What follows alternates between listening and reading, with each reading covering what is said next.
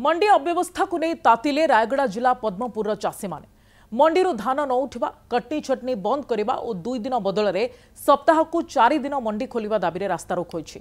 326 number राज्य राजपथ रास्ता अवरोध कर पद्मपुर अंचल चाषी फल ब्रह्मपुर ठारू रायगड़ा रास्तार यातायात एक प्रकार ठप हो जाता। रायगड़ा जिलार भातहांडी भाव में परिचित पद्मपुर ब्लॉक एठाकार अधिकांश लोकों जीवन जीविका कहले धान चाष। प्रशासन पक्षर चाषी धान क्रय करने खिलामुंडा ठारे मंडी व्यवस्था करा जायछि।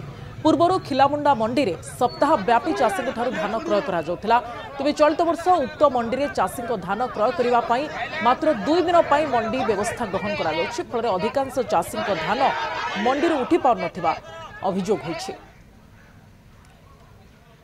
रायगड़ा जिलार सब माने 70% पद्मपुर 70% जो धान चाष हुए आमर खिलामुंडा मंडी रे संग्रह करा जाए, जोटा कि दिन को आमर प्रोक्योरमेंट समय रे 2 दिन केवल 5500 क्विंटल हिसाब से निर्धारित कराइला, जोटा कि इनसफिशिएंट, जोटा कि आमर दाबी रहा कि 4 दिन आमर रमर आइसकेनिंग आ जो जति सब धान गुड़ाक ये अच्छी काली सुधा सी सब आश्योरेंस देले कि काली सुधा धान जाक उठे मिलर मान को दि जाए।